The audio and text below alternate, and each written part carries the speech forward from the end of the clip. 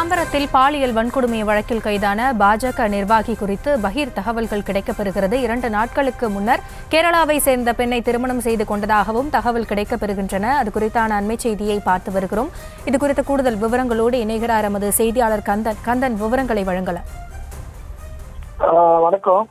சென்னை தாம்பரம் அடுத்த சாலையூர் செம்பாக்கம் பகுதியைச் சேர்ந்தவர் தமிழரசன், வயது 24. இவர் சாலையில் உள்ள பாரத் தனியார் சட்டக்கல்லூரியில் இறுதி ஆண்டு படித்து வந்துள்ளார். மேலும் பிஜேபியில் சென்னைப்பட்டு வடக்கு மாவட்ட இளைஞர் அணி செயலாளராக பதவி வகித்து வந்துள்ளார். இந்த நிலையில் காமராஜபுரம் பகுதியைச் சேர்ந்த பெண் ஒருவரை தமிழரசன் கடந்த ஒரு 6 ஆண்டுகளாக காதலித்து வந்துள்ளார்.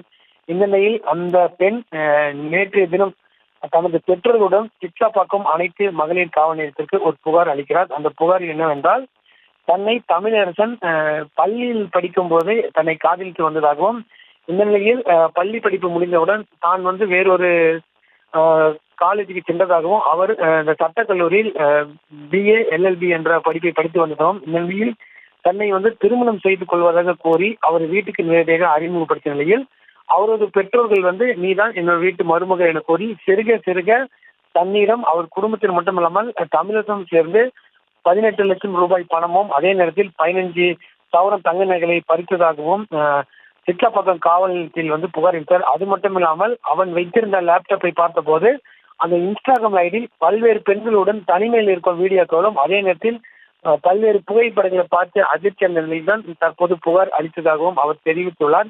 இந்த பெண் அளித்த புகாரில் சிட்லாப்பாக்கம் காவல் நிலைய போலீசார் தமிழரசனை உடனே கைது செய்து வழக்குகள் பதிவு செய்து அதில் 294B 376 406 417 420 வழக்குகளை பதிவு செய்து அவர்கள் விசாரணை மேற்கொண்டனர். விசாரணையில் பல்வேறு தகவல்கள் தற்போது வெளியாகியுள்ளது.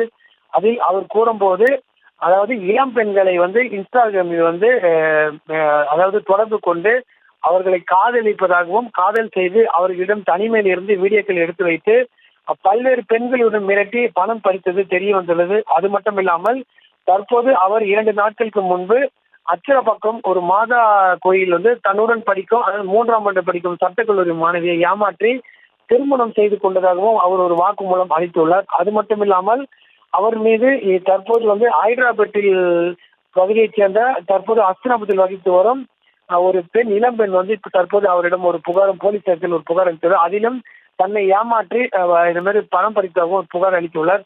அது மட்டுமல்ல தொடர்ந்து அவர் மீது பல்வேறு புகார்கள் வந்த வண்ணம் உள்ளன. அவர் வைத்திருந்த லேப்டாப்பையும் செல்போனையும் அதாவது சிட்லாப்பாக்கம் அனைத்து மகளிர் காவலத்தில் தற்போது பறிமுதல் செய்து அதில் உள்ள வீடியோக்களுடன் தற்போது எடுத்து வைத்துள்ளார். அது மட்டும் இல்லாத பல்வேறு ரவுடிகளுடன் புகைப்படங்களும் போலீசார் கைப்பற்றி விசாரணையை தற்போது தொடங்கியுள்ளனர். விவரங்களுக்கு நன்றி கந்தன்.